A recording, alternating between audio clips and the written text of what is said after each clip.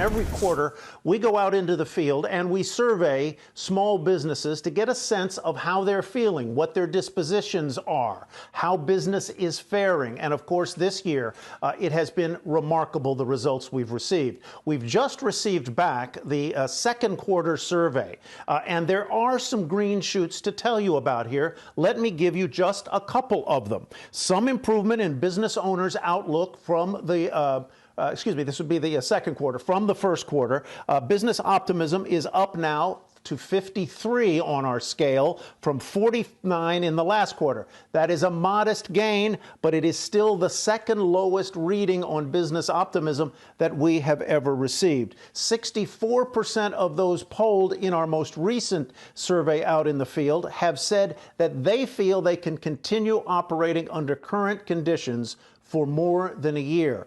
In the second quarter, just the last time we did this, that number was 32%. So a doubling of faith that business owners are going to be able to persist in this environment. We're going to talk more about that and get a sense on the state of small business with our first panel of the day. And I'm pleased to welcome to our stage here Maria Contreras-Sweet. She's the former head of the Small Business Administration, the administrator of that organization, and an accomplished entrepreneur in her own right.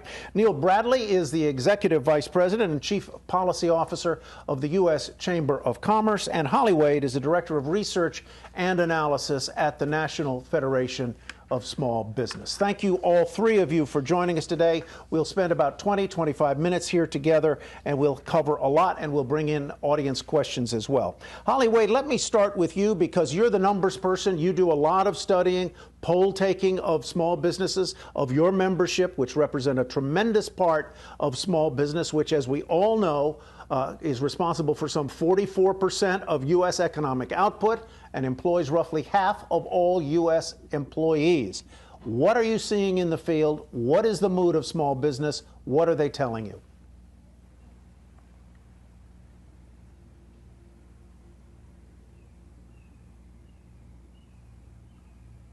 I can't hear her.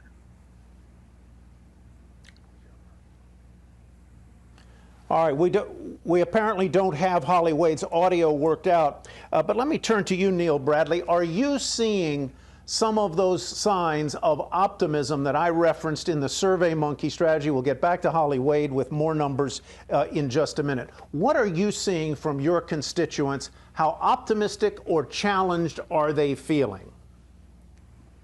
Well, thank you, Tyler. And we are seeing the same green shoots that you described.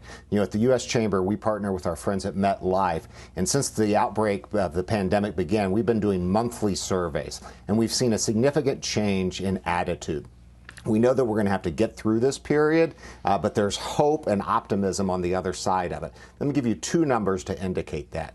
30% of small business tell us they plan to increase their staff in 2021, and fully a third say they plan to make new capital investments. And even today, even in the midst of going through this, we have about 1 in 10 small businesses who have more employees today than they had back in February. Obviously, there's a lot of work to do to protect, to support those small businesses that are suffering, particularly those who are suffering because of closure orders or occupancy limits. But if we can do that and support those businesses and help those that are expanding continue to expand, we can be really optimistic about the future. How about revenues, Neil? How are they making up? As you described, some of those businesses have been closed. Others are operating at limited capacity. Still others are operating in an environment where people don't want to either get on an airplane or go into a store or mall or go and sit at a restaurant, even if it's outdoors. How are they making up for the revenue loss, and how does that impact their ability then to go out and either rehire workers or make capital expenditures? Yeah, you're exactly right. And so what we see is, different sectors are responding differently. Some have been able to adjust more quickly to more online sales, to pick up orders. That hasn't replaced the revenue from, say, in-person dining or in-person retail, for example, but it's helped them buttress that and get closer to aligning revenue with expenses. It's also important that many of these small businesses have been helped by programs like the Paycheck Protection Program. There are some businesses, however, that we know are going to be the last to reopen. If your small business is in the events business and the whole concept is you're getting large groups of people together, that's really not possible in most parts of the United States today and won't be for a while. And so as we think about our advocacy at the U.S. Chamber, we're really focused on supporting those businesses who are in the process of reopening and recovering now, but also those who are going to be the last to be able to reopen and recover. Maria, let me turn to you and ask you what your feelings are about the PPP program, that the money has been largely dispensed. It is over now. Do we need another one, or is there another better way to support small businesses that are in distress or in need? Thank you, Tyler. I think that's an important question, but if I may just back up a little bit just to say how proud I am of the small business community. And the small business community isn't monolithic. You know, it is the person working out of their kitchen, working out of their garage, working out of on Main Street, or working at a manufacturing plant. But as you just aptly pointed out, small businesses represent 2/3 of the new job growth. But we have to make sure that we're protecting it, because what we've learned over our research is that after being shut down over 30 days, 25% of those businesses are going to have a hard time coming back online. And if they're shut down for over 90 days, then we see about 50% that are struggling. And so the statistics that you're presenting are very important, and indeed they do need assistance. And so I say we do need to look to our federal government. It's important that we understand, go to SBA.gov and look at all of the different offerings of resources that are there. They come, as I call them, in 3 buckets. One is the kind of capital that you need, and not all capital is the same. Some people need debt, and so they're looking for ways to get a loan. Some people don't want to have the burden of a loan, and so they're looking for private equity. They're looking for an investor who can give them ideas and grow with them as a partner. And some are looking for something in between, mezzanine capital, hedge. And so I think it's important for small businesses to study the different types of capital that are available through SBA, through your banks, through the different outlets in your communities, to make sure that you're taking in the right type of capital. The second bucket that we talk about is technical assistance. Some people really want to know how to build their business plan. You know, in sports, we always say you don't want to be where the ball has already been. You want to be where the ball is coming. And so in that regard, I think it's really important to understand these new technologies, you know, to understand what is cybersecurity, what are the challenges around there, and how can we disrupt that as women, as entrepreneurs, as innovators, as risk takers? What are the things that we can do to advance the U.S. in that regard? In terms of feeding the world, where is hydroponics and aeroponics taking us? I just ran into a company that said that they've advanced the skin on an avocado so that avocados aren't so perishable. There's so many things that we could do around there. And then, of course, our health. Imagine all the telemedicine opportunities are going to come online and have already come online. People are manufacturing skin so that we can have, you know, healthier bodies, you know, the bionics that are taking place. So I would just challenge all of us to think about the core skill set that we have and the transferability of those skill sets so that we can make sure that we're going to be in an up and coming area that is going to be growing and emerging.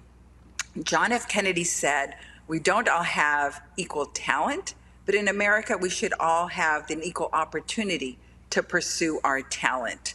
And so I had the great experience of seeing people as I was California Secretary of Transportation, as I was on the President's Cabinet, as a U.S. Small Business Administrator, and then starting my own bank and a couple of other businesses. So I've been in government, I've been an entrepreneur, I've been in nonprofits, and I can tell you that the core resiliency of our country has got to be with small businesses, Tyler. And so I was just challenged, not just the federal government, but corporations to step forward as well. Let me go to an audience question because it touches on something Maria, that you mentioned, and that is that not all businesses want debt. They don't want a loan, though that can often be a very quick bridge, and PPP has turned out to be that for many. But one of our guests asks, how are investors viewing small businesses today, especially those looking to raise capital and grow quickly to make the most of a downturn and be ready for the upturn? I'll ask you first, Maria, and then I'll turn to Neil, because you touched on this as well, the number of businesses that actually are out trying to raise capital and do capital spending. Maria, you first. Right. Thank you. So yeah, PPP was one good, just to fully answer your earlier question, I think PPP was a good attempt. Obviously, I would have appreciated that we'd have just rolled it out, and then when you settle your taxes, that's when we'd figure out who gets a forgivable loan or whichever solution would ensue. But to answer your question, what's exciting right now is that corporations are saying to us that their R&D departments have become the M&A departments. They see the iteration, they see the lean, they see the Six Sigma programs that small businesses are now looking at. And so they want a part of that. Just look at Tesla as an example, or even SpaceX. When you talk to Elon Musk, he says, we cannot upskill our employees fast enough. So we look to the small businesses that are ahead of us, and we buy those businesses or we partner with them. So I think it's a very exciting time for small businesses today in teaming and investing alongside the large businesses. And investors know that, and they're taking advantage of it. This is a really good time to partner up.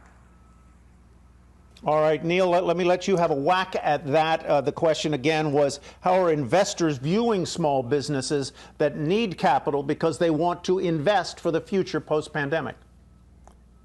Well, I think they're seeing lots of opportunities.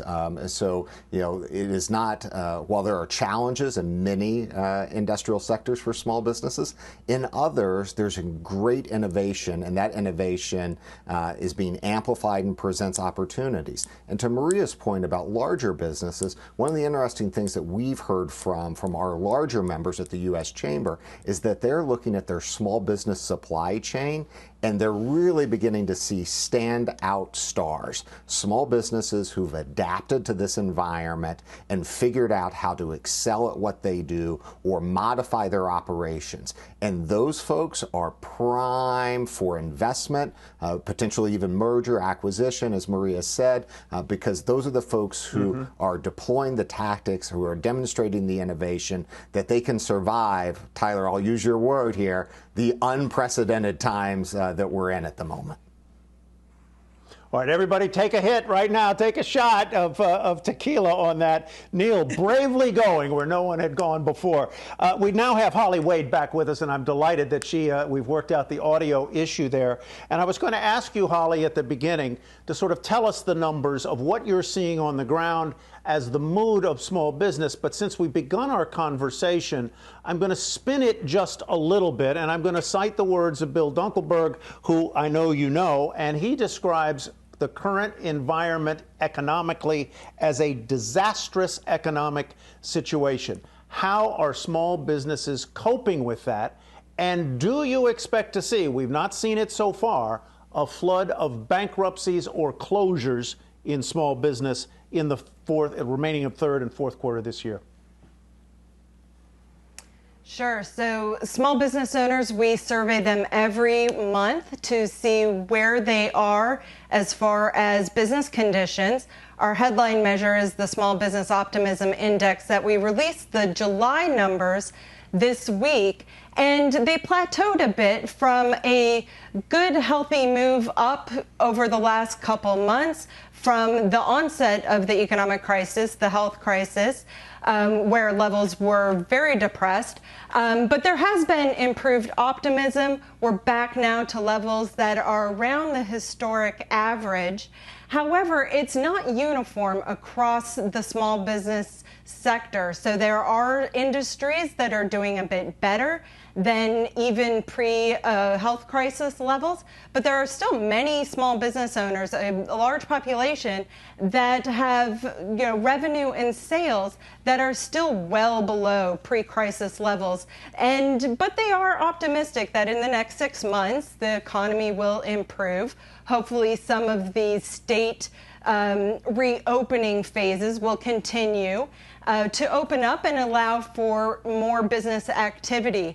But so it is very disconnected, a bit lumpy. We should see, still more of a roller coaster as we go through this health crisis for some businesses that are still negatively impacted by some of these business restrictions, but some businesses are doing fairly well and moving forward.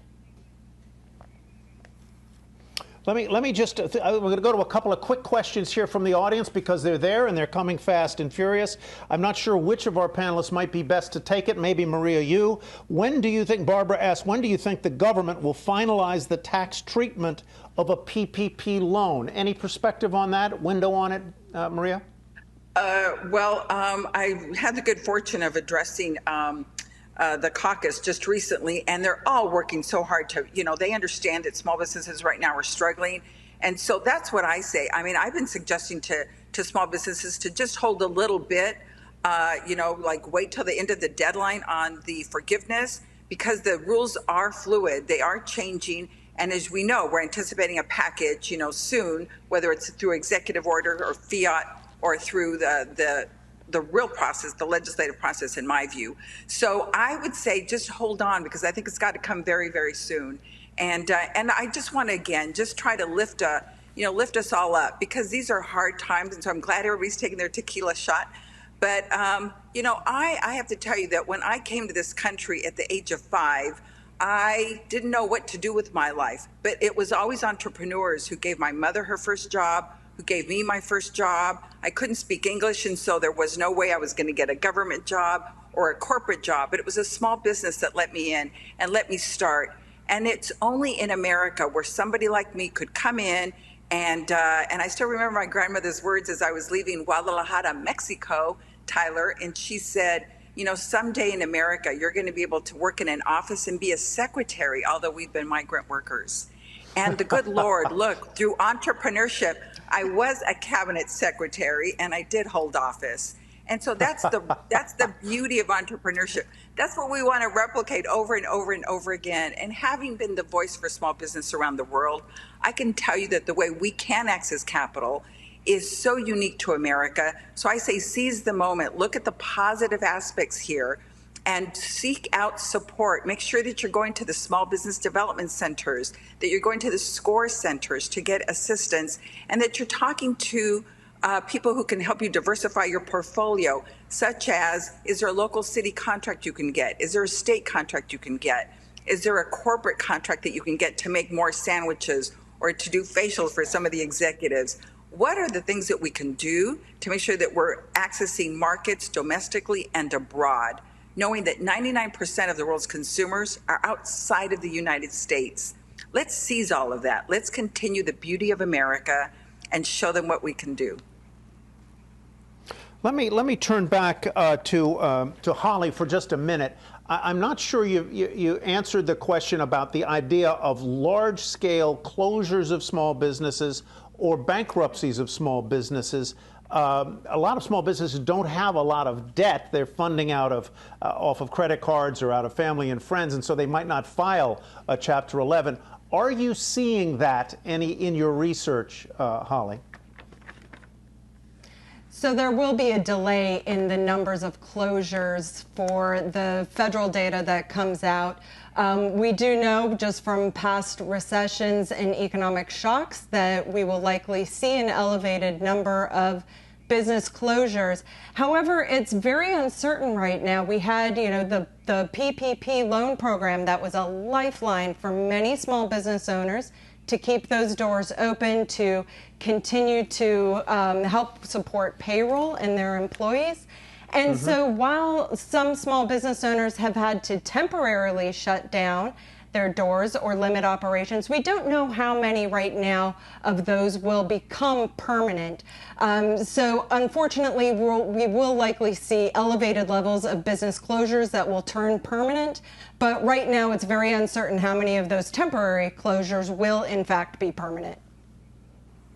Neil, let me turn to you. It sort of follows on that idea with another viewer question. You describe small businesses as young, scrappy, and hungry, to borrow the lyric from the most brilliant show ever on Broadway, in my opinion, Hamilton. And a questioner asked, what happens if, as through M&A and more small businesses disappearing, how can small businesses that survive take advantage of gaps or the new normal that will occur? Maybe it's the new abnormal that will occur after the pandemic. What are the ways creatively that, and small businesses are nothing if not flexible. They can pivot, and sometimes pivot faster than big businesses.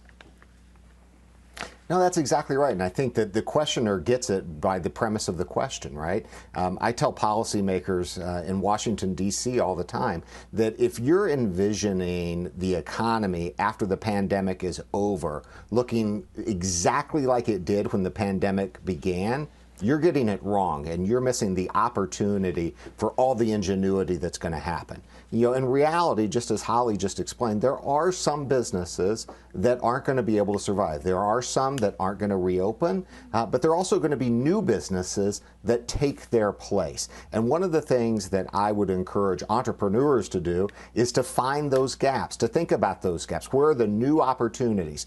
Even when we're fully reopened, I suspect there's going to be a lot more to digital commerce than there was before the pandemic. We've been looking at the numbers on online versus brick and mortar sales, and they have been a steady trend in terms of the growth of online sales. And of course, it was a rocket ship up during the spring, during the initial months of the pandemic.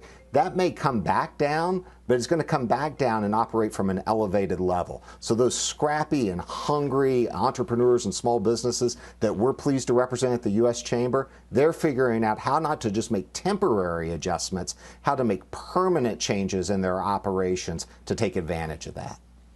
Mm-hmm. Maria, let me turn to you with another question from a viewer. It's really, we talked about it earlier, the kind of the existential question.